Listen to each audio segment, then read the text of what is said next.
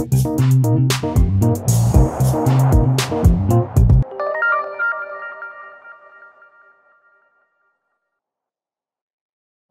à tous. Nous sommes réunis pour la clôture du fil rouge dédié au plurilinguisme du réseau MLF Monde. Et c'est la personne, la spécialiste qui a géré, organisé, monté ce fil rouge qui intervient en guise de clôture, à savoir Isabelle Ducos-Philippi, que je remercie infiniment pour l'ensemble du fil rouge et également pour sa présence ce soir et à qui, voilà, je cède la parole. Merci beaucoup, Véronique, pour cet accueil chaleureux. Merci aussi à Marie, qui est là, toujours fidèle au poste pour nous venir en aide. Donc, merci à toutes les deux pour cette présentation. Oui. Je vais partager maintenant mon écran. Vous allez voir mon visage, je pense, disparaître au profit des slides que je vais utiliser pour ce webinaire. Alors voilà, je partage. J'espère que ça va bien fonctionner. Voilà. Tout fonctionne. Donc, le fil rouge de cette année, vous le savez bien, c'était l'idée d'aller explorer les défis du plurilinguisme en contexte scolaire. Nous avons eu la chance d'avoir parmi nous une universitaire, des collègues qui ont pu évoquer avec vous la question du plurilinguisme sous différentes facettes. Et j'ai l'honneur mais aussi la pression de terminer ce fil rouge avec une intervention qui va porter sur le trouble du langage écrit, que l'on appelle la dyslexie, en contexte du plurilinguisme. Et ce webinaire aura deux objectifs: comprendre de quoi il s'agit pour agir en classe. Alors, le support sur lequel je vais m'appuyer est très riche. Et je vais glisser rapidement sur quelques slides et de toute façon, vous aurez toute possibilité d'explorer après cette ressource tranquillement chez vous et puis évidemment de revenir vers moi si vous avez des questions. Donc, ne vous inquiétez pas si je glisse sur certaines diapositives. Alors, comment est né ce webinaire? Ce webinaire, il est né parce que j'ai rencontré de très nombreux collègues qui m'ont posé de très nombreuses questions sur la dyslexie en contexte de plurilinguisme. Alors, la première question qui revenait très souvent, c'était comment distinguer ce qui relève de difficultés typiques qui sont inhérentes à l'appropriation d'une langue euh, de ce qui relève d'un trouble du langage écrit. Finalement, où mettre le curseur? Les difficultés de mon élève sont-elles des difficultés normales parce que mon élève apprend une autre langue que sa langue maternelle, ou alors y a-t-il un trouble du langage écrit? Alors, cette question-là, elle est revenue très souvent. Après, une seconde question: est-ce qu'on peut apprendre une seconde langue quand on est dyslexique? Ce qui revient à dire finalement, quand on est dyslexique dans sa langue maternelle, est-ce qu'on va être dyslexique dans la langue que l'on va apprendre, dans la seconde langue que l'on va apprendre? Donc, est-ce qu'il est possible d'être dyslexique dans une langue et pas dans l'autre? Et puis, une fois qu'on sait que l'élève est dyslexique, qu'est-ce que l'on peut mettre en place dans un contexte où l'élève va utiliser plusieurs langues, dans un contexte scolaire où l'élève va utiliser plusieurs langues? Voilà comment est né ce webinaire, avec l'envie finalement de répondre à ces questions. Donc, du coup, j'ai travaillé sur ces questions et j'ai décidé de vous proposer une intervention en trois axes. Premier axe, la dyslexie, de quoi parle-t-on? Je pense qu'il est encore nécessaire d'aller définir avec précision ce qu'est la dyslexie, afin justement de la différencier de difficulté d'apprentissage d'une langue première ou d'une langue seconde. Ensuite, quelles sont les spécificités de la dyslexie en contexte plurilingue? Et enfin, le troisième axe, que peut-on faire dans la classe? Les pratiques pédagogiques de différenciation et d'accessibilité. Donc très rapidement, je reviens sur la dyslexie qui fait partie désormais de la galaxie des troubles du neurodéveloppement. Je le rappelle parce que c'est assez nouveau. Ça fait 2 ans que l'on met dans la même catégorie, par exemple, ce qui est de l'ordre de la déficience intellectuelle, ce qui est de l'ordre du trouble du spectre autistique, des troubles de la communication, des troubles du langage et des apprentissages. Donc avant, on disait TSLA, troubles spécifiques du langage et des apprentissages. Maintenant, on a plutôt tendance à dire qu'on va parler de la galaxie des TND, des troubles du neurodéveloppement. Alors, je rappelle qu'un trouble, ça n'est pas une difficulté, c'est une perturbation du développement cognitif et ou affectif de l'enfant.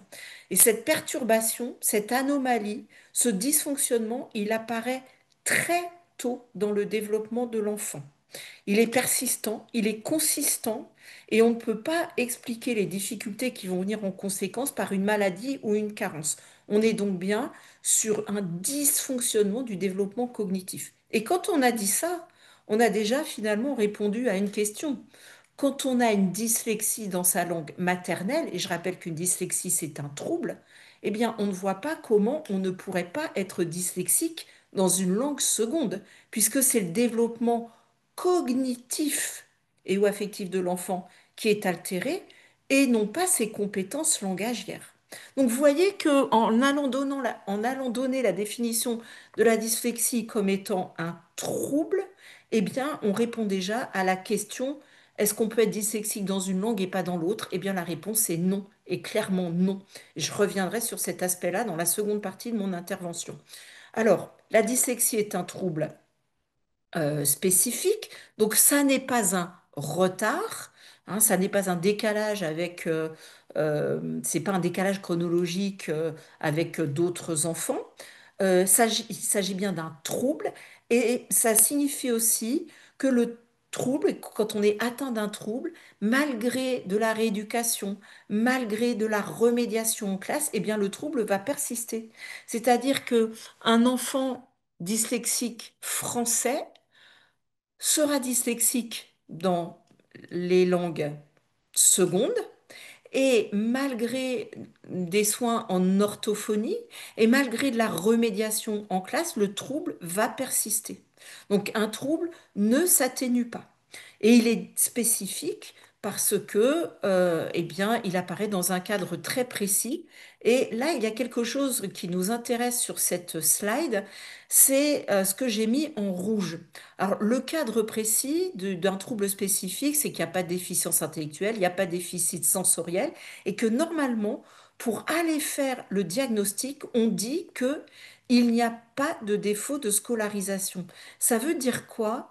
Ça veut dire que pendant très longtemps, on a dit qu'on ne pouvait pas diagnostiquer une dyslexie chez un enfant qui aurait eu un défaut de scolarisation, notamment celui qui apprend une seconde langue.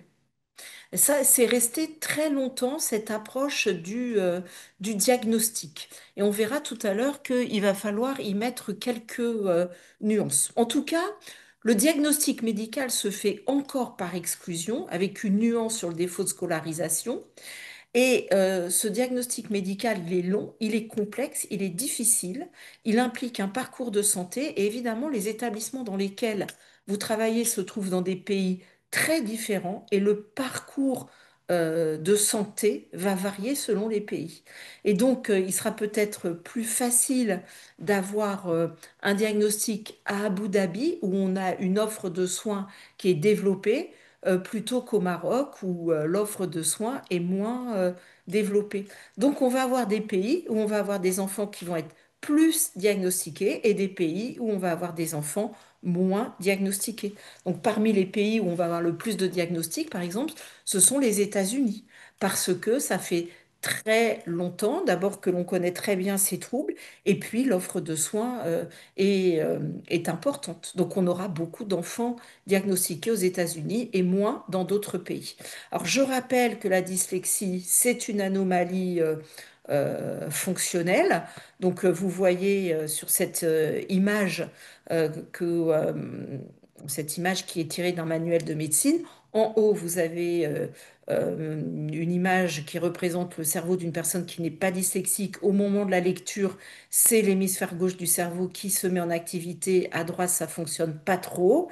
Donc ça, c'est environ chez 93% des locuteurs français, parce que je reviendrai tout à l'heure sur l'impact des langues maternelles sur les symptômes de la dyslexie. Et puis en bas, vous avez un locuteur français dyslexique, et on voit que chez lui, eh bien, l'hémisphère qui est à gauche du cerveau au moment de la lecture n'est pas tellement en activité, et en revanche, l'hémisphère qui est à droite travaille davantage. Donc les médecins parlent bien d'anomalies fonctionnelles dont les causes sont encore à explorer, mais aujourd'hui, il y a un consensus sur les causes génétiques et neurobiologiques de la dyslexie.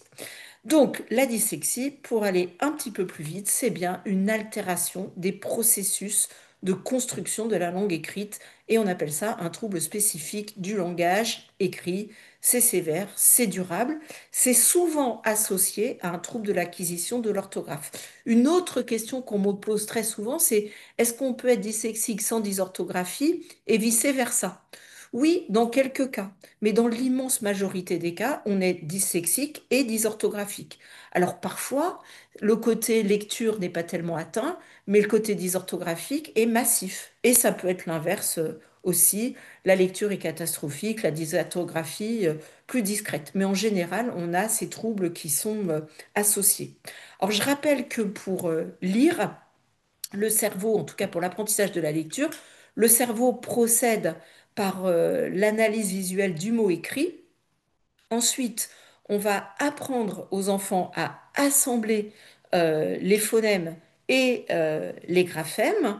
Et puis très rapidement, une fois que l'enfant voilà, procède par assemblage phonème-graphème, il va aller stocker les mots tels qu'il les a rencontrés dans un livre qu'il a pu lire. Donc en fait, pour lire, pour apprendre à lire, on apprend d'abord la procédure par assemblage, et très vite, quand il n'y a pas de difficulté, on n'assemble plus, on utilise la procédure par adressage, c'est-à-dire qu'on va reconnaître rapidement et visuellement le mot. Donc ça, c'est la façon dont on apprend à lire et la façon dont on lit. Euh, Ces deux voies n'existent pas l'une sans l'autre. Elles se complètent, elles coexistent dans la vie de l'enfant qui apprend à lire. Et même chez le lecteur adulte expert, il y a ces deux voies. Donc on parle d'un traitement de la lecture en cascade, plusieurs cascades. Par exemple, quand on rencontre un mot qu'on a déjà lu 10 fois, 100 fois, évidemment, on ne procède pas de façon phonologique, on le reconnaît, on le lit. En revanche, si on rencontre un mot inconnu ou inventé, dans ce cas-là, automatiquement, le cerveau va aller mobiliser les processus de conversion graphème-phonème, et on va utiliser la voix phonologique. Et du coup, dans l'apprentissage d'une langue étrangère, eh bien, la partie, enfin, plutôt la modalité de la voix phonologique va être très, très sollicitée au début de l'apprentissage, tant que l'enfant n'a pas rencontré plusieurs fois, plusieurs dizaines même de fois, le mot pour aller le stocker visuellement. Donc voilà comment fonctionne la lecture. Alors, ce qui est intéressant, c'est qu'il y a plusieurs formes de dyslexie qui correspondent à ces différentes modalités de lecture. Il y a la dyslexie phonologique qui correspond à un dysfonctionnement de la voie d'assemblage, la dyslexie de surface qui correspond à un dysfonctionnement de la voie d'adressage. Donc, dans la dyslexie phonologique, l'élève aura de grandes difficultés à mettre en place la correspondance graphème-phonème. Dans la dyslexie de surface, l'élève aura de grandes difficultés à stocker l'image des mots dans le lexique interne. Et il sera toujours comme un lecteur débutant, il sera obligé de passer par la dyslexie phonologique. Donc il y a très très très très souvent les deux types de dyslexie. Chez les dyslexiques, on va parler de dyslexie mixte. Évidemment, c'est la plus handicapante puisque les deux voies de lecture sont touchées. Il y a une troisième dyslexie qui est la dyslexie visio-attentionnelle. Et cette dyslexie visio-attentionnelle, elle va toucher l'empan visuel. C'est-à-dire que les élèves vont avoir du mal à suivre la ligne, à capter l'entièreté d'un mot. Et d'ailleurs, ces enfants-là auront besoin d'un orthoptiste et non pas d'un orthophoniste. Alors, je vais passer sur la dyslexie phonologique, très rapidement, euh, je vous donne une caractéristique des élèves qui ont cette dyslexie. Ils tentent au maximum de passer par la reconnaissance visuelle des mots et ils procèdent par ce qu'on appelle la lecture par cœur. Donc, ce sont des élèves qui vont faire illusion. On va croire qu'ils savent lire, mais en fait, ils ne parviennent pas à convertir les phonèmes en graphèmes. Ils apprennent les mots par cœur. Et à chaque fois qu'ils sont devant des mots inconnus, c'est très difficile pour eux. Donc je passe sur cet exemple-là, vous irez le voir pour explorer la ressource. Dans la dyslexie de surface, eh bien, les enfants ne parviennent pas à se faire un stockage de mots en lexique orthographique interne et donc à chaque fois, ils décodent. Donc la lecture est très lente, très coûteuse, très laborieuse. Et ils sont tout le temps, ces élèves-là, en double tâche. Ils ne peuvent accéder au sens du texte puisque toute leur énergie attentionnelle et cognitive est sur le déchiffrage des mots. Et donc, ces élèves vont avoir évidemment beaucoup de difficultés avec les mots irréguliers, ceux qui ont des lettres muettes, les mots qui ont des particularités orthographiques, le mot femme, le mot orchestre, le mot accès, etc., les homonymes. Et ils seront même perturbés dans le traitement linguistique de ces mots. Ils vont avoir des difficultés pour prononcer les mots. Donc voilà ce qu'est la dyslexie. Alors, vous avez sur l'écran un exemple de dysorthographie. Donc, la dysorthographie, c'est l'impossibilité d'acquérir les mots tels qu'ils sont écrits dans le dictionnaire. On ne parvient pas à les stocker, donc on ne parvient pas à les réécrire. C'est l'immense difficulté pour acquérir les règles grammaticales. C'est de la très grande difficulté pour faire correspondre les phonèmes et les graphèmes. Et alors, vous voyez ce texte que je vous lis. Aujourd'hui, ma grand-mère a décidé de préparer son gâteau préféré. Elle casse des os et râpe un zeste de citron. La farine, le sucre et le beurre sont pesés. Nous épluchons des pommes. Grand-mère mélange la pâte, elle me la préparation à cure. Tous mes copains se régalent de ce délice guté. Donc on voit les erreurs phonologiques, l'absence de lexique orthographique, des difficultés dès qu'il y a deux consonnes dans une syllabe, des erreurs de segmentation et bien sûr des erreurs grammaticales. Donc, comme je vous l'ai dit tout à l'heure, la dyslexie est un trouble, c'est un trouble du langage écrit avec l'atteinte des voies de lecture et l'atteinte de l'acquisition de l'orthographe. Donc, un élève dyslexique français, quand il va apprendre une langue étrangère, va se retrouver exactement avec les mêmes difficultés. Ça, je vais y revenir dans quelques minutes. Et donc, le type d'erreur que vous voyez là, et je parle bien de type d'erreur parce que je n'ai pas d'exemple à vous montrer en arabe, en anglais ou en allemand, et bien ce type d'erreur, donc les erreurs phonologiques, les erreurs sur les dits consonantiques, les erreurs de segmentation, vous allez les retrouver dans la langue seconde que l'élève apprend dans son établissement. Alors, j'entends quelqu'un parler. Alors, je ne sais pas si c'est une question ou si c'est des paroles voilà, qui viennent de la maison. Donc, si c'est une question, vous pouvez la Je ne poser dans crois le pas. chat. Si c'est pas une question, merci d'éteindre vos micros. Alors, vous voyez que euh, quand on est dyslexique, bah, ça peut aussi entraver l'écriture. Et donc, on peut avoir une dysgraphie qui est associée parce que on est tellement en train de dépenser son énergie cognitive sur la planification de l'écrit et sur l'orthographe que le geste scripteur est très difficile aussi. Donc on peut avoir assez fréquemment ce combo dyslexie, dysorthographie, dysgraphie. Ça va souvent ensemble.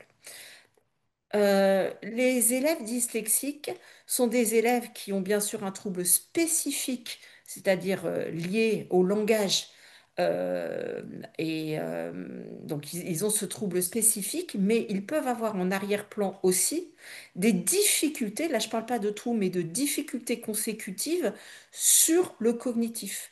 Donc on peut avoir des élèves dyslexiques qui ont des difficultés attentionnelles parce qu'ils sont tellement attentifs à la lecture qu'ils deviennent très fatigués et du coup, très vite, leurs ressources attentionnelles sont épuisées. Ils peuvent avoir des difficultés mnésiques parce que souvent, notamment quand il s'agit de retenir ce qui est écrit. Ils peuvent avoir des difficultés de compréhension, de traitement des informations, surtout quand on leur donne à lire des textes ou des informations. Comme il faut qu'ils les lisent, eh bien, les ressources utilisées pour la lecture vont les empêcher de bien comprendre le texte. Ils peuvent avoir des difficultés sur les fonctions exécutives, la flexibilité mentale, la planification, la latence. Et ils peuvent aussi avoir des difficultés sous-jacentes sur le visio-spatial. Donc, ils ont un trouble spécifique, mais de façon sous-jacente et consécutive des difficultés cognitives. Et quand on me demande comment est-ce que je peux aider mon élève dyslexique, j'ai envie de dire que l'Arial 14 va être intéressant, mais que c'est loin de suffire.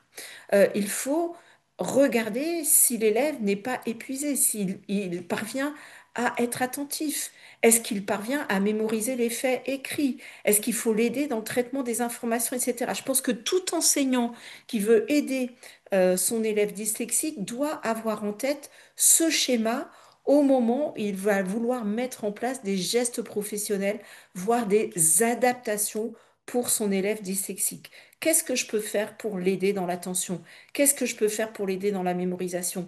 Qu'est-ce que je peux faire pour l'aider à mieux comprendre les informations?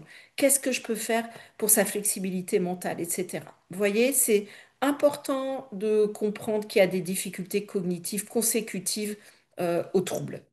Il faut aussi prendre en compte toute la sphère psycho-affective et psychosociale de l'enfant. Évidemment, un enfant qui, dès la grande section maternelle, va voir qu'il réussit moins bien que les autres, qu'il a plus de rouge sur son travail parce que le maître, la maîtresse a besoin de lui donner plus de rétroaction, il y a davantage d'erreurs, il va moins vite que les autres. Et puis l'élève s'aperçoit que bah, finalement, la lecture, pour l'immense majorité des élèves, c'est pas difficile. Et lui, il peine, il peine, il peine.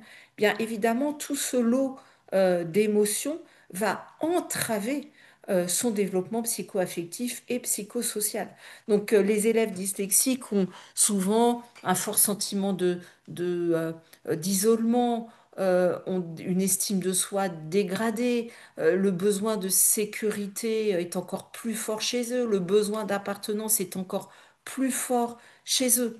Donc, encore une fois, qu'est-ce que ça veut dire aider un élève dyslexique? Eh bien, c'est prendre en compte sa motivation, comprendre le postulat de cohérence. Le postulat de cohérence, ben oui, il a de bonnes raisons pour ne pas avoir lu le texte que vous lui avez donné à lire à la maison. Parce que là où l'immense majorité des élèves va mettre 5 minutes pour lire le texte, lui, il lui faut une demi-heure. Et encore, il lui faudra le relire derrière. Donc la motivation peut être en berne. Donc qu'est-ce que je fais pour aider la motivation? Comment est-ce que je mets mon élève en situation en situation de réussite? Comment je peux développer son sentiment d'efficacité personnelle? Qu'est-ce que je peux faire avec ses émotions négatives? Est-ce que je peux l'aider à prendre conscience de ses émotions? Est-ce qu'il a besoin d'un outil comme un régulateur d'émotions pour ne pas tomber voilà, dans le découragement, voire dans la tristesse. Vous voyez, pour aider un élève dyslexique, encore une fois, aller voilà, écrire un support avec une police aidante, c'est bien, c'est déjà très bien, mais ça ne suffit pas. Il y a toutes ces sphères aussi à prendre en compte. La difficulté de l'élève dyslexique, c'est en grande partie la situation de double tâche liée à la charge cognitive. 80% des situations d'apprentissage, je parle au moins au collège et au lycée, se font à travers le langage écrit. Le système scolaire français que veut retrouver dans les établissements de MLF, c'est un système scripto-centré. Il y a des systèmes éducatifs qui sont moins scripto-centrés que le système français. Mais pour nous, l'écrit revêt une extrême importance. Donc il faut comprendre que l'élève dyslexique se trouve directement confronté à son trouble lors des situations d'apprentissage. 80% des situations d'apprentissage passent par l'écrit et donc l'élève se retrouve confronté à son trouble dans ces 80% de situations. Donc toute sa charge cognitive va aller passer sur la lecture, sur l'écriture. Hein, c'est la barrette que vous avez sur la droite de votre écran. Et c'est ce qui est en bleu, c'est la grande partie bleue. Et finalement, il va lui rester très, très, très peu de réserve pour aller réfléchir, pour aller comprendre, pour aller associer des concepts, des idées, etc. Et donc, l'élève se retrouve en situation de double tâche, c'est-à-dire en épuisement cognitif et ces réserves sont très vite atteintes. Voilà ce que je pouvais vous dire pour la dyslexie. Donc, si vous avez encore des questions sur la dyslexie, n'hésitez pas à les poser dans le chat. Alors maintenant, on parle de la dyslexie en contexte plurilingue. Alors, que dit la recherche scientifique? Vous le savez, je ne suis pas scientifique, je suis comme vous une enseignante. Donc, je suis allée euh, consulter la littérature scientifique pour vous en proposer une synthèse. Je me suis notamment appuyée sur certains écrits d'Agnès Victo, qui est maître de conférence à l'Université de Lyon. Et puis, j'ai suivi aussi toute une journée d'études à l'Université de Montpellier. C'était au mois de février 2025. Et cette journée était consacrée précisément à la dyslexie en contexte plurilingue. Donc, je vous fais une synthèse très rapide. Donc, d'abord, il y a plusieurs profils d'élèves bilingues ou plurilingues. Et évidemment, selon le profil, euh, les, les conséquences sur l'apprentissage de la langue ou des langues secondes, Ah, voire troisième, ne seront pas les mêmes. Donc, on a d'abord des enfants qui apprennent très précocement une seconde langue. Ce sont les bilingues qui entendent une langue dans l'entourage et puis tout de suite une seconde langue. Ce sont les enfants qui sont élevés dans deux langues. Alors, on va parler de langage alpha et de langage A et de langage alpha. Donc ce sont les bilingues précoces. Alors il y a les bilingues précoces simultanés, ceux qui entendent les deux langues dès la naissance. Ensuite, les bilingues précoces consécutifs, ceux qui entendent d'abord une langue, et puis peut-être au bout d'un an, au bout de 2 ans, en tout cas avant 6 ans, une seconde langue. Donc là, ce sont les bilingues précoces. Après, il y a les bilingues tardifs. Alors, les bilingues tardifs, ce sont ceux qui ont été élevés dans une langue, et pour une raison ou pour une autre, ils vont apprendre de façon intensive une seconde langue à partir de 12 ans. Et ça, vous avez les trois types là, de situations hein, dans vos établissements. Vous avez des bilingues précoces simultanés, vous avez des bilingues précoces consécutifs, vous avez des bilingues tardifs. Et puis après, il y a encore autre chose, il y a les apprenants de langue seconde, ceux qui vont commencer, par exemple, à apprendre une troisième langue au niveau du lycée. Bien, évidemment, selon le profil, euh, il va y avoir des conséquences différentes s'il y a dyslexie et s'il n'y a pas dyslexie. Alors, c'est quoi l'acquisition typique d'une langue? Donc, l'acquisition typique d'une langue, autre que quand on est bilingue dans la toute petite enfance, ça prend entre 3 et 5 ans. Donc, un enfant, par exemple, qui arrive dans un établissement de la MLF, il est âgé de 10 ans. Il arrive au collège. Il n'a jamais parlé que français. Il a une petite initiation à l'anglais. Et puis, soudain, on va lui demander d'apprendre une autre langue. Ou alors l'inverse. Un enfant qui a toujours parlé anglais ou arabe à la maison et ses parents décident de le scolariser dans un établissement de la MLF. Et il commence à apprendre le français à partir de 8 ans ou 9 ans ou 10 ans. Il lui faut entre 3 et 5 ans pour apprendre correctement cette seconde langue-là. Ça veut dire quoi? Ça veut dire que si cet enfant n'a pas été diagnostiqué dyslexique en arrivant chez vous alors qu'il a 8 ans ou 9 ans ou 10 ans, eh bien, on ne peut pas penser que ces difficultés d'apprentissage sont liées à un trouble du langage écrit.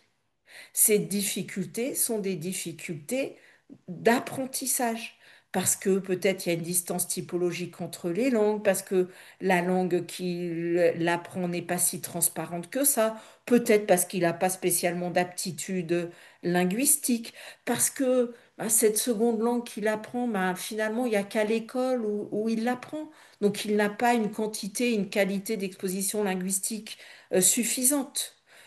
Donc, la conclusion, c'est ce que j'ai mis en gras. Dans la majorité des cas, les difficultés que les apprenants peuvent rencontrer sont liées à l'appropriation de la langue en cours. Elles sont transitoires et seront surmontées en un temps variable. Mais ce temps variable est très long, entre 3 ans et 5 ans. Donc ça veut dire que votre élève qui arrive à 8 ans dans votre école, il a tout le temps parlé le turc, par exemple, et puis là, tout d'un coup, il est confronté au français. Pendant 5 ans, il va avoir des difficultés. Mais ça ne veut pas dire qu'il est dyslexique. Et il ne faut surtout pas aller faire de ce qu'on appelle un surdiagnostic. Aller médicaliser la difficulté scolaire, c'est une tendance. On a tendance à vouloir mettre des mots médicaux sur la difficulté scolaire. Mais dans l'apprentissage d'une seconde ou d'une troisième langue, si l'enfant n'a pas été diagnostiqué avant, eh bien, on va dire que dans l'immense majorité des cas, euh, l'enfant a des difficultés à apprendre la langue, mais que ces difficultés sont transitoires. Il faut lui laisser le temps. Au bout de 5 ans, en revanche, si les difficultés s'avèrent persistantes, ben là, on peut dire, ah oui, peut-être quand même qu'il y a un trouble du langage écrit. Mais normalement, on s'en sera aussi aperçu, et avant, dans sa langue maternelle. Donc, je vais aller directement sur le développement biplurilingue atypique. Qu'est-ce qui se passe? Qu'est-ce qui se passe quand on a une dyslexie et qu'on est confronté à un contexte de plurilinguisme? D'abord, il faut savoir qu'aucune donnée en littérature scientifique explique que quand on est dyslexique, on ne peut pas du tout apprendre deux langues. On peut apprendre deux langues. Ça va être compliqué. L'utilisation de deux langues va augmenter les difficultés de langage, mais on peut apprendre deux langues. Et on a même des exemples d'enfants qui ont une trisomie, d'enfants qui sont sur le TSA et d'enfants, bien sûr, qui ont un trouble du langage écrit ou du langage oral, qui apprennent deux langues. Mais seulement l'apprentissage des deux langues va se faire beaucoup plus lentement et beaucoup plus difficilement que les monolingues. Donc, on va dire que apprendre une seconde langue quand on est déjà dyslexique, ça ne va pas favoriser l'apprentissage de cette seconde langue. D'autre part, on va avoir les mêmes types de difficultés, des mêmes limitations à celles des enfants monolingues qui sont porteurs de ces mêmes types de troubles.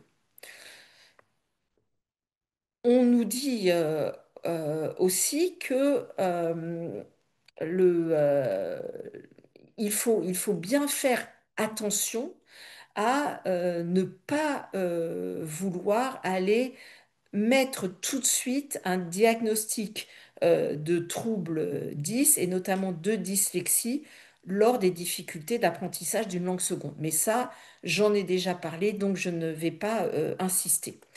Euh, pour distinguer s'il s'agit d'un trouble spécifique du langage ou d'un simple retard d'acquisition, pour distinguer cela, les médecins vont regarder, vont observer si les difficultés apparaissent dans toutes les langues. Et pour que on puisse vraiment dire qu'il s'agit d'une dyslexie dans la langue seconde, il faut que les difficultés aient été observées aussi dans la langue première. Donc les difficultés doivent être observées dans toutes les langues de l'élève pour distinguer un trouble spécifique du langage d'un simple retard d'acquisition lié à l'apprentissage d'une langue seconde.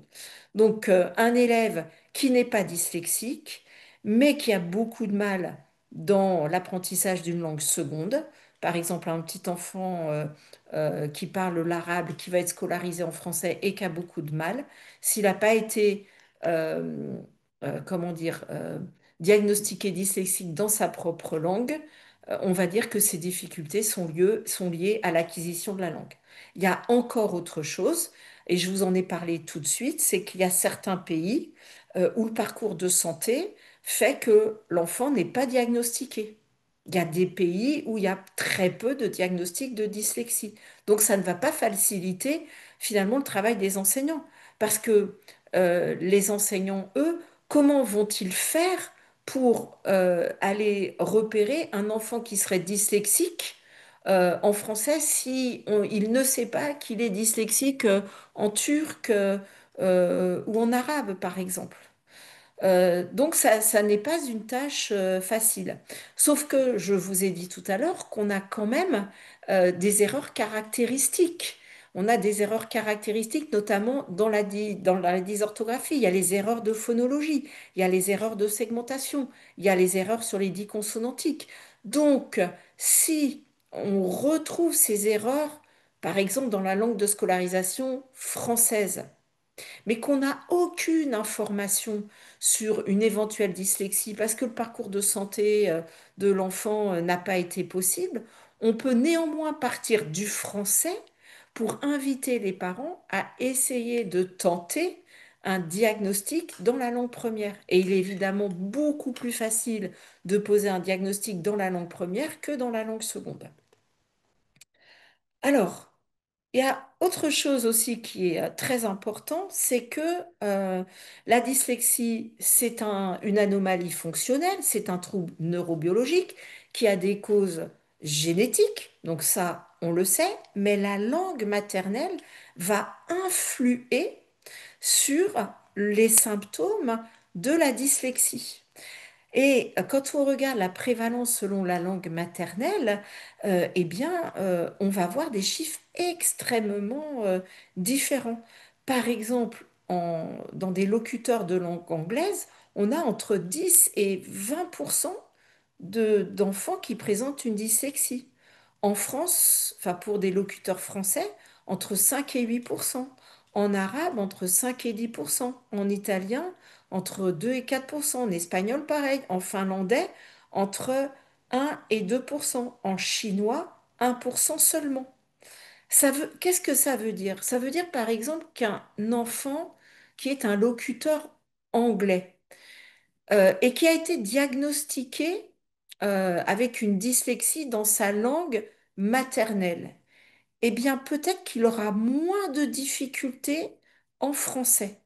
Parce que le système phonologique de la langue anglaise est plus complexe que celui de la langue française. Et il aura peut-être moins de difficultés en français.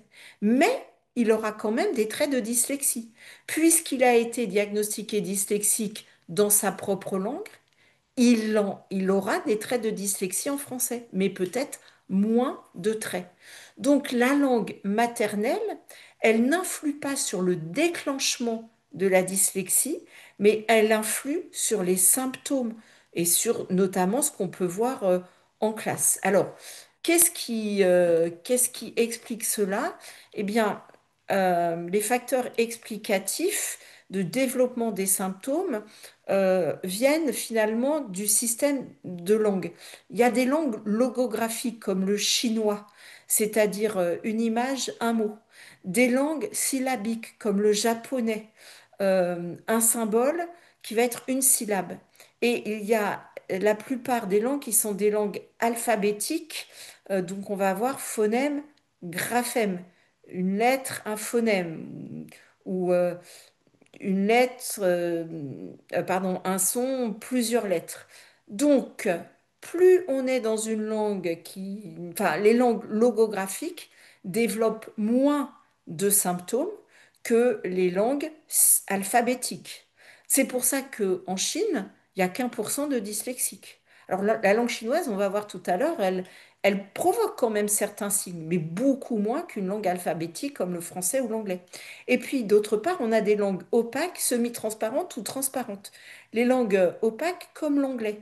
Énormément de graphèmes, tellement de graphèmes que la correspondance graphophonémique est très difficile. Ensuite, on a des langues semi-transparentes, semi-régulières, comme le français. On a un nombre raisonnable de graphèmes pour les phonèmes. Mais quand même, il y a quand même beaucoup plus d'irrégularités que dans les langues transparentes comme le finnois ou l'italien. En italien, on a une correspondance parfaite entre les phonèmes et les graphèmes. Donc, plus la langue est à orthographe opaque et plus les manifestations de la dyslexie seront importantes. Plus les langues sont régulières, l'italien, l'espagnol, l'allemand, plus la correspondance entre les lettres et sons est directe et moins il y a de signes de dyslexie et de dysorthographie. Alors, si je reviens sur l'anglais, on a par exemple 1120 graphèmes pour 40 phonèmes, donc une langue très irrégulière. Vous regarderez sur mon support les difficultés phonologiques de l'anglais, ce qui explique voilà, le grand nombre de personnes dyslexiques, enfin, le grand nombre de locuteurs dyslexiques en anglais. Je vous donne juste une anecdote amusante. Georges Bernard Shaw aimait à souligner qu'en anglais, le mot fish pouvait s'écrire, parce que nous, en français, on va lire gothi, parce que le son F peut s'écrire GH, comme dans enough, le son I se dénoter O, comme dans women, et le son SH s'écrire T, comme dans notion. Donc, vous voyez ce problème de correspondance phonème-graphème. Vous regarderez aussi comment des enfants anglais sont beaucoup plus en difficulté que des enfants allemands pour apprendre à lire. Vous regarderez également aussi le pourcentage de mots lus correctement par des enfants lors de la première année d'apprentissage. Je vous donne juste un chiffre. Regardez, en Angleterre, on a seulement 34% de mots lus correctement au bout d'un an d'apprentissage, alors que par exemple, en Grèce, on est à 98% de mots lus correctement. Donc la langue maternelle influe sur l'apprentissage de la lecture et influe sur les manifestations de la dyslexie. Je vais sur l'arabe. Euh, les études indiquent une prévalence de la dyslexie comprise entre 5 et 10% selon le pays et selon les critères utilisés. En Égypte, par exemple, il y aurait 8% des enfants voilà, qui parlent et qui écrivent l'arabe égyptien. Il y aurait 8% d'enfants dyslexiques. Dans d'autres pays où l'arabe est la langue de scolarisation, on est entre 7 à 10%. Mais par exemple, au Maroc, on a moins de chiffres parce qu'il y a moins d'études. Alors, qu'est-ce qui va être compliqué dans l'apprentissage de l'arabe? La complexité de l'écriture, la diglossie, la différence entre l'arabe standard qui est utilisé à l'écrit puis les dialectes parlés, ça peut influencer la prévalence des troubles et puis la transparence orthographique. On a deux types d'arabe. Ne m'en demandez pas trop, hein, je ne suis pas du tout spécialiste de cette langue, mais j'ai compris qu'il y avait l'arabe vocalisé avec des voyelles qui étaient notées et l'arabe non vocalisé qui est utilisé dans la plupart des textes. Les voyelles sont pas notées, donc c'est moins transparent et ça peut augmenter les difficultés de lecture. Vous regarderez aussi pourquoi en chinois, il y a très peu d'enfants dyslexiques et c'est parce que les systèmes des différents chinois parce qu'il y a différentes langues chinoises. On est quand même à chaque fois dans des systèmes logographiques, donc image égale mot. Donc les troubles des apprentissages, notamment du langage écrit, sont beaucoup moins fréquents en chinois. Alors je vais terminer rapidement sur les 10 dernières minutes sur les pratiques pédagogiques. Alors, différenciation pédagogique, bien sûr, on le sait, ça va aller répondre aux besoins spécifiques des élèves. Pour des élèves dyslexiques, on va différencier très fortement, par exemple, sur le support, sur la quantité à lire, etc. C'est très intéressant. C'est compliqué, la différenciation pédagogique. C'est bien quand on a un élève qui a des besoins spécifiques dans la classe, mais dans la plupart des classes aujourd'hui, des établissements qui soient sur le sol français ou je pense dans vos établissements MLS à travers le monde, on a beaucoup d'élèves à besoins éducatifs particuliers. Donc, aller différencier, vous voyez, vous voyez l'image, hein, aller mettre des caisses sous le petit enfant, c'est une image, c'est une métaphore. Aller lui mettre quelque chose de spécial à lui et à lui seul pour aller rétablir l'équilibre des choses, c'est compliqué quand on a 10 ou 12 petits dans la classe qui ont des besoins spécifiques. Donc aujourd'hui, on est davantage sur l'accessibilité.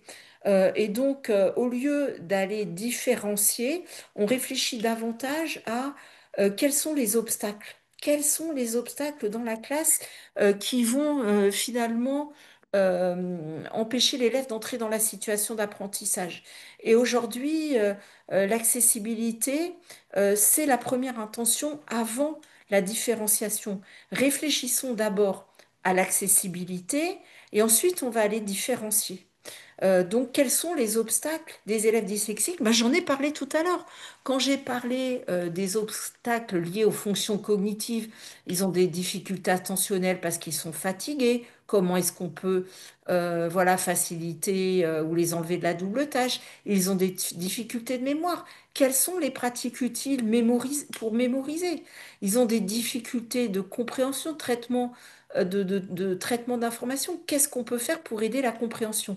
Et quand on va essayer d'aplanir les obstacles, que ce soit des obstacles pédagogiques ou des obstacles didactiques, eh bien finalement, on va s'occuper de toute la classe. Ça ne veut pas dire que à la toute fin du continuum pédagogique, on va pas les différencier pour l'élève dyslexique ou l'élève autiste, mais en tout cas, si on se penche d'abord sur les leviers d'accessibilité, on aura moins besoin de différencier.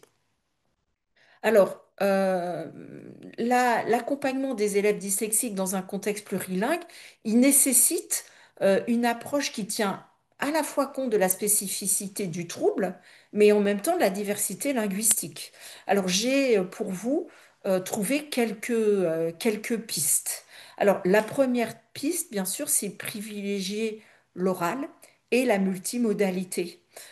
Évidemment, un élève dyslexique a un trouble du langage écrit. Si on focalise tout sur l'écrit, si on est uniquement dans des apprentissages scripto-centrés, on ne va pas favoriser l'apprentissage de l'élève. Donc privilégier l'oral et privilégier des approches multimodales, avec des images, avec des gestes, avec du jeu, voilà, pour renforcer la mémorisation et l'engagement de l'élève. Donc ça, c'est une première piste. Et vous voyez bien que cette piste-là, je pense qu'elle est utile pour de très nombreux élèves qui ne sont pas identifiés comme ayant des besoins éducatifs particuliers. Donc on est bien sur l'accessibilité et pas sur la différenciation. Ensuite, soutenir la mémoire et la reconnaissance visuelle pour faciliter la mémorisation du vocabulaire, des structures linguistiques, usons et abusons d'images, d'infographies, de supports imagés, colorés. On va aller, euh, comment dire, approfondir le sillon mnésique. Alors non pas de la mémoire visuelle. La mémoire visuelle, ça n'existe pas. C'est un neuromythe. En revanche, on sait que dans le traitement des informations, l'administrateur central de la mémoire de travail utilise ce qu'on appelle le calepin visio-spatial. C'est, en fait, pour mémoriser, le cerveau fait aussi un traitement en cascade, c'est comme pour la lecture. Et le cerveau passe automatiquement de la boucle phonologique au calepin visio-spatial. Donc, utilisons le plus possible le calepin visio-spatial de l'administrateur central de la mémoire de travail.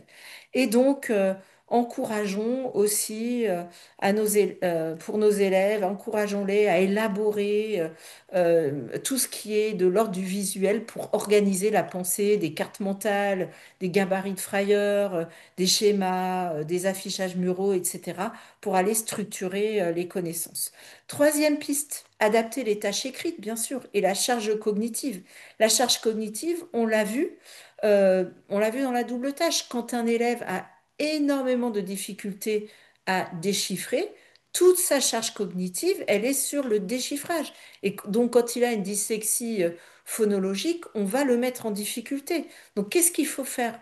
Eh bien, il faut réduire la quantité à lire. Il faut lui proposer de soutenir sa lecture par une entrée audio. Donc, on va aller utiliser avec lui des outils de compensation, voilà, de la synthèse vocale, de la dictée vocale, des correcteurs orthographiques, pour aller soulager la charge cognitive. Il faut essayer d'éviter le plus possible de le mettre en situation de double tâche. Alors, parce qu'on est dans un contexte plurilingue, il faut bien sûr valoriser la langue première. Donc, si votre élève est français enfin, si votre élève plutôt, parce que vous êtes dans des établissements français, si votre élève est un locuteur turc, un locuteur d'un pays où on utilise l'arabe, ou si vous êtes dans un pays asiatique, etc., appuyez-vous sur la langue maternelle de votre élève. Servez-vous de la langue maternelle comme levier d'apprentissage. Je pense qu'il y a eu des moments où on a dit maintenant il faut qu'il y ait le plus possible d'exposition à la langue qu'il est en train d'apprendre. Il ne faut plus du tout utiliser cette langue-là. Mais c'est faux. On est vraiment revenu, et depuis longtemps, sur ça, hein. Donc il faut favoriser les transferts de compétences entre les langues, travailler les ressemblances, travailler les différences, travailler vraiment sur comment dire, la comparaison et la comparaison entre les langues et la valorisation de la langue première. Ensuite, cinquième piste, proposer aussi des aides que l'élève peut choisir d'utiliser. Voilà, il faut lui donner aussi le choix d'utiliser certaines aides. Il ne voudra pas toujours d'un support audio, mais si il en a besoin, ben, il faut lui laisser. Il faut lui laisser la possibilité d'aller choisir des aides. Il faut lui laisser à disposition les aides. Varier bien sûr les dispositifs et les formes de travail. Je crois que nous le faisons pour tous nos élèves. On est vraiment là sur des principes d'accessibilité. Pour les évaluations, il faut privilégier les évaluations avec rétroaction régulière. Qu'est-ce que ça veut dire? Ça veut dire que pour l'élève dyslexique en contexte plurilingue, il faut jamais évaluer le premier jet. Jamais, jamais, jamais. Il faut toujours aller lui donner un conseil. Ben, tiens, là, tu as produit ça. Je vais te donner tel et tel conseil pour que tu t'améliores sur un deuxième jet. C'est ce qu'on appelle l'évaluation formative avec de la rétroaction. Donc, il faut donner beaucoup de conseils avant l'évaluation coup près. L'évaluation premier jet, c'est l'évaluation coup près. J'ai envie de dire, c'est l'évaluation coup près pour de très nombreux élèves et pas seulement ceux qui ont un trouble du langage écrit en contexte plurilingue.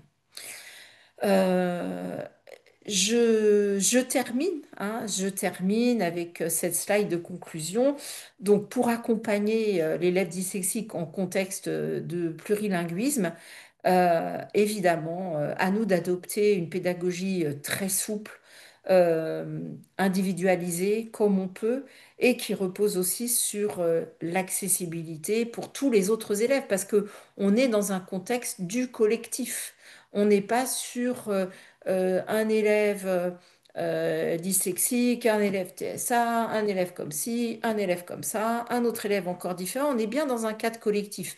Donc d'abord l'accessibilité, après la différenciation. Et puis valoriser les ressources linguistiques de l'élève, valoriser sa propre langue pour le faire rentrer encore davantage dans cette langue seconde et parfois bien difficile comme peut l'être le français. Et tout ça, c'est ce qui vous a été, je pense, proposé et explicité lors des webinaires précédents. Donc, je termine par une phrase de conclusion. Quand on est dyslexique, on peut apprendre plusieurs langues, on peut être dans un contexte de plurilinguisme, on peut être, on peut aller chercher les progrès.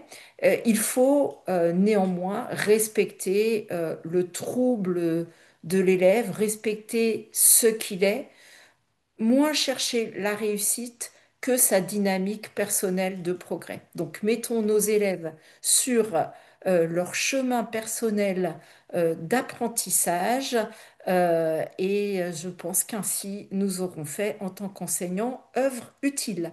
Voilà, alors il est 18h26 et donc je vais m'arrêter et bien sûr, si vous avez des questions, eh bien je vais essayer d'y répondre. Voilà.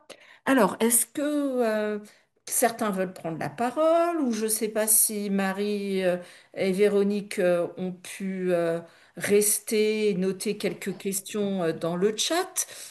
Alors Encore peut-être une fois. en préambule, Isabelle, si je puis me permettre, je te remercie infiniment pour cette intervention.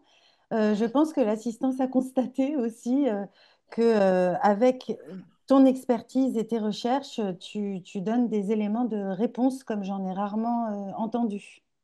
Bon, ça, Alors, c'est le petit préambule.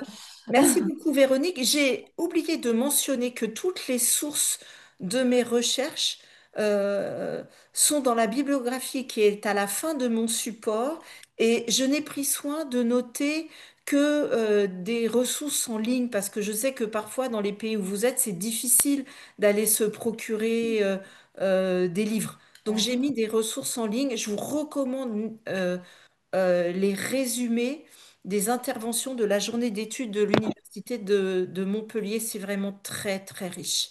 Et je n'en ai fait qu'une synthèse très brève. Allez voir directement, c'est très riche, très intéressant. merci. Alors, y a-t-il des questions? Après, il n'y a peut-être pas de questions parce que, Il y a- euh, Marie, vous avez posé une question dans le chat qui ouais, peut-être dans paraissait Au le très chat. tout début, intéressante. oui.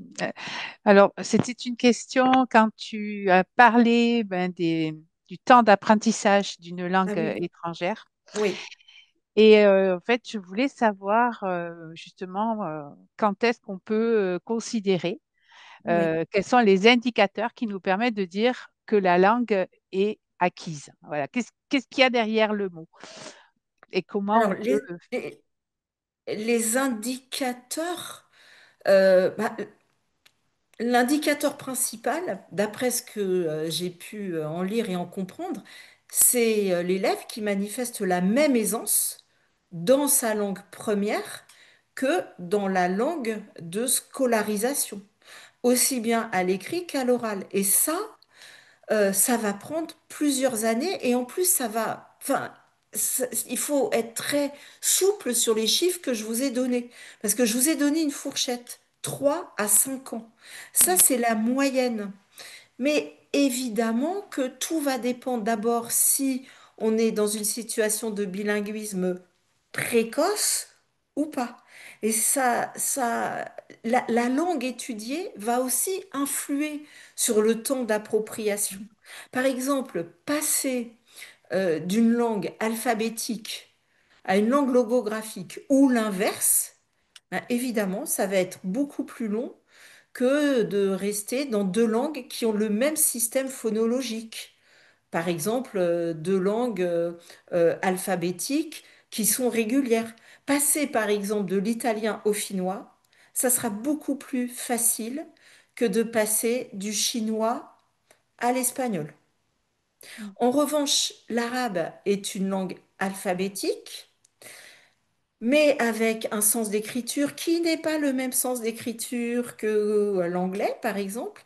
Et donc ça va ajouter une difficulté.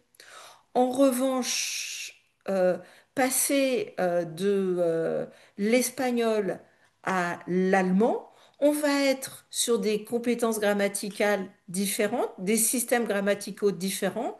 D'une part, une langue sans déclinaison, d'autre part, une langue avec déclinaison, mais on a des correspondances phonèmes, graphèmes qui sont à peu près identiques. Donc, il ne devrait pas trop y avoir de difficultés. Donc, vous voyez la fourchette que je vous ai donnée. C'est une fourchette qui est vraiment très indicative. Et puis Mm. ça dépend tellement aussi de, du bain culturel de l'enfant, de son rapport à sa propre langue, de son rapport à la langue tout court. Est-ce que c'est un enfant qui aime parler? Est-ce que c'est un enfant qui aime lire ou pas du tout? Donc ce degré d'appropriation, il est très variable. Je m'en tiens aux études scientifiques que j'ai lues. La fourchette d'appropriation, c'est entre 3 et 5 ans.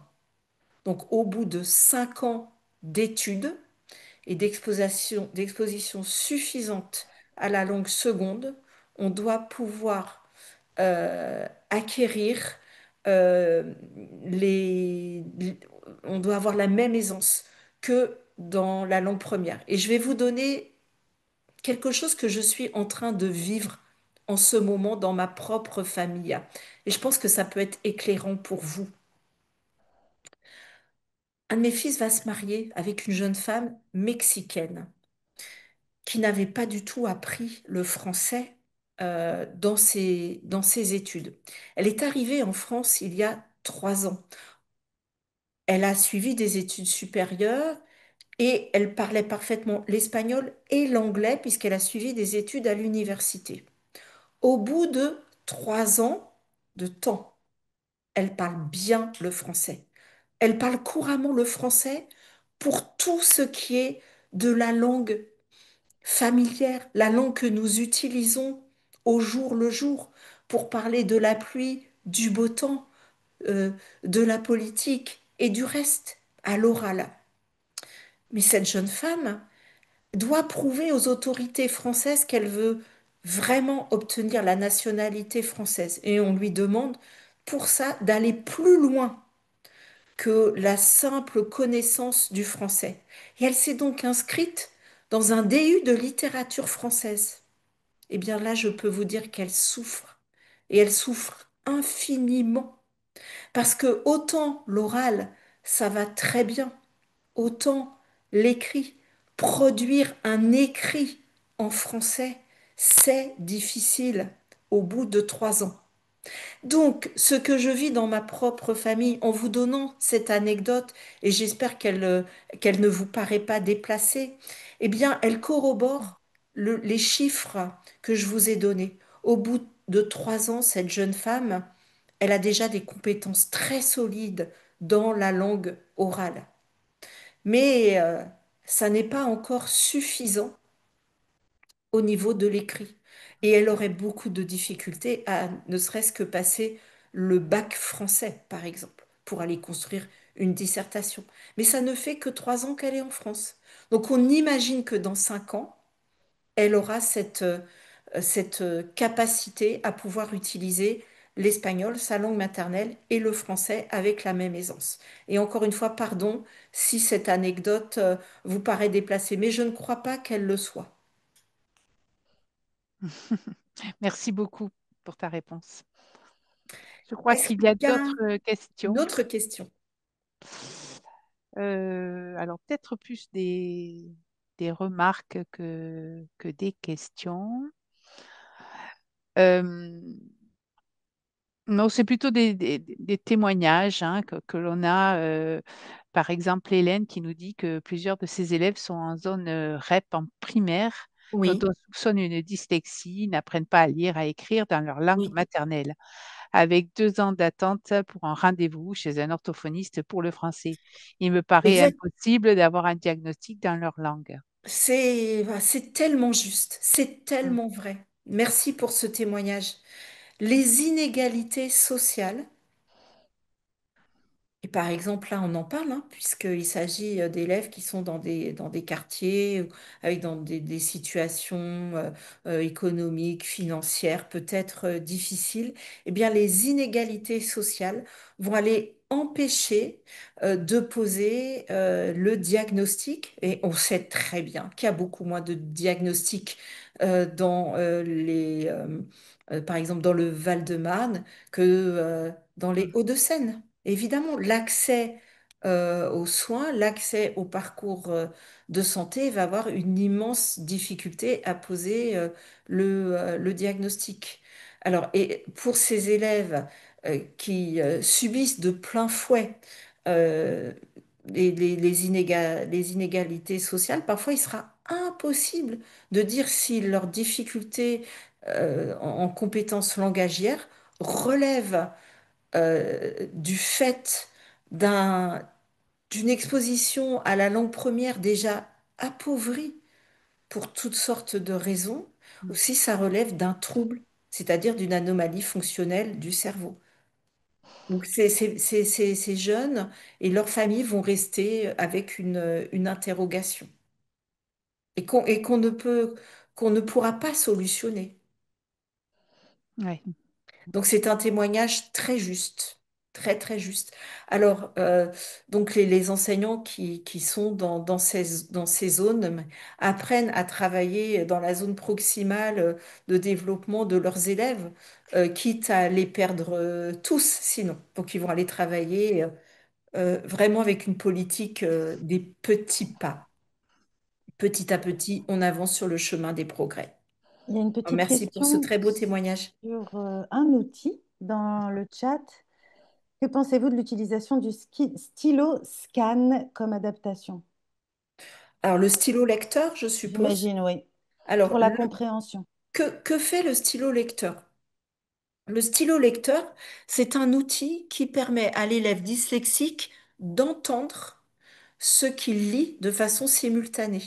C'est-à-dire que le stylo lecteur est relié à des écouteurs, donc l'élève passe le stylo sur ce qu'il est en train de lire, par exemple une consigne, et il entend en même temps la consigne grâce à ses écouteurs. Donc le stylo lecteur, c'est un outil de compensation qui permet de réduire la double tâche.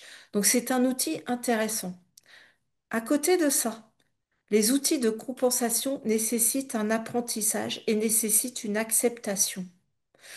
C'est-à-dire que si l'élève n'accepte pas son outil de compensation, que ce soit un stylo lecteur, que ce soit un logiciel de synthèse vocale, si l'élève se sent discriminé, si l'élève se sent trop différent, il aura des difficultés à accepter son outil de compensation et ça ne l'aidera pas suffisamment.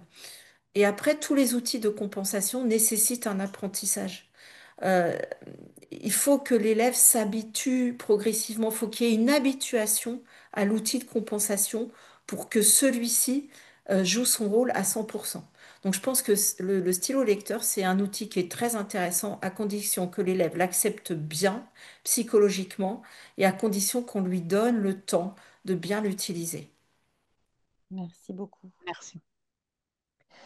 J'ai vu qu'il y avait une autre question sur Oui. quelle est la langue la plus harmonieuse, mais j'ai pas eu le temps de lire, de tout lire en fait. Alors, je te la relis. Quelle est la langue la plus proche et la plus harmonieuse avec la langue arabe qui peut être adoptée comme moyen d'apprendre la langue arabe? Je ne sais pas. Euh, Je préfère dire très nettement, je ne sais pas, je ne suis pas du tout spécialiste de l'arabe, mais pas du tout, du tout, du tout. En revanche, il se trouve que je suis allée plusieurs fois dans les pays d'Afrique du Nord. Je suis allée plusieurs fois dans les pays du Golfe. Et là, j'ai rencontré très, très nombreux collègues qui étaient parfaitement bilingues, français et arabe. Mais vraiment parfaitement bilingues. La plupart d'entre eux, c'était des bilingues précoces. C'est-à-dire qu'il y avait papa français, maman de langue arabe ou l'inverse. Donc, ils avaient été, voilà, ils avaient eu ces deux langues de façon simultanée. Et pour en avoir parlé avec des collègues, ça leur avait posé absolument aucun problème. De là à dire que le français est une langue harmonieuse pour apprendre l'arabe en langue seconde, ça, je n'en sais rien. Je ne sais pas du tout, quand on apprend l'arabe à partir de 12 ans ou 15 ans, si c'est facile ou pas. Et je ne sais pas s'il y a une langue plus facile qu'une autre comme langue maternelle pour apprendre l'arabe? Je ne sais pas, je ne veux pas répondre à ça, je n'ai pas les compétences pour. Tout ce que je vois, c'est que, et notamment, enfin, il y a énormément de personnes qui parlent et le français et l'arabe, et ça n'a pas l'air de leur poser des problèmes, hein. Que ce soit bah, parmi les personnes que j'ai côtoyées dans les pays du Golfe, mais aussi beaucoup de personnes que je peux côtoyer ici en France, où on a énormément de personnes qui viennent d'Afrique du Nord, qui sont locuteurs arabes, et ça n'a pas l'air de leur poser de problème de parler français. Bon, c'est tout ce que je peux dire. Mais en revanche, s'il y a quelqu'un là dans l'assistance qui a un témoignage à nous apporter, et si certains veulent rester pour poursuivre cette conversation très intéressante, moi je suis tout oui et je cherche toujours à apprendre, hein. On reste toujours un apprenti, hein. Donc là, c'est moi qui vais apprendre quelque chose.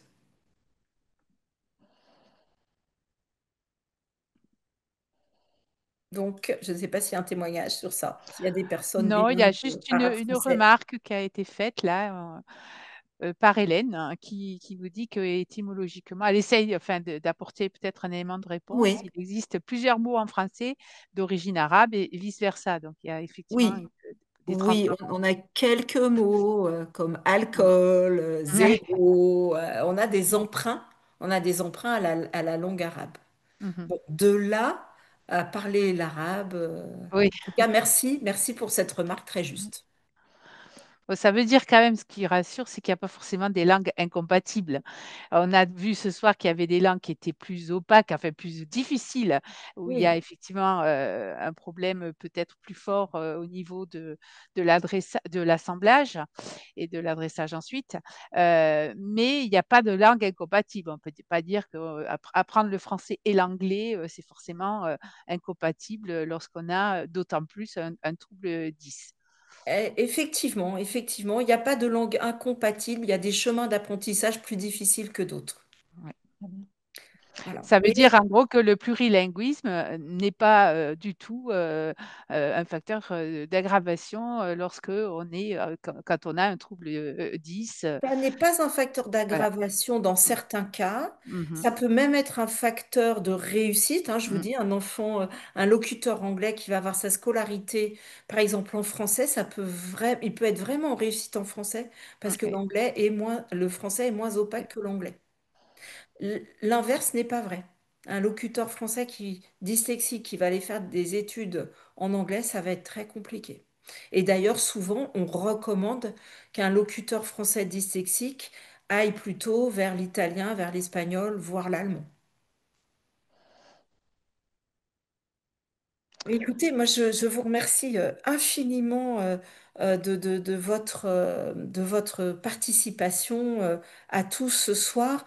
Cette session est enregistrée, le support vous sera communiqué, donc voilà, vous pourrez aller explorer de façon un petit peu plus approfondie cette question du trouble du langage écrit en contexte du plurilinguisme. Alors, je tenais évidemment à remercier infiniment Véronique C'est pour aimable. son invitation à concevoir ce fil rouge autour du plurilinguisme pour cette année scolaire. J'espère que les interventions que j'ai préparées avec les experts qui sont venus devant vous vous auront enrichi autant que moi.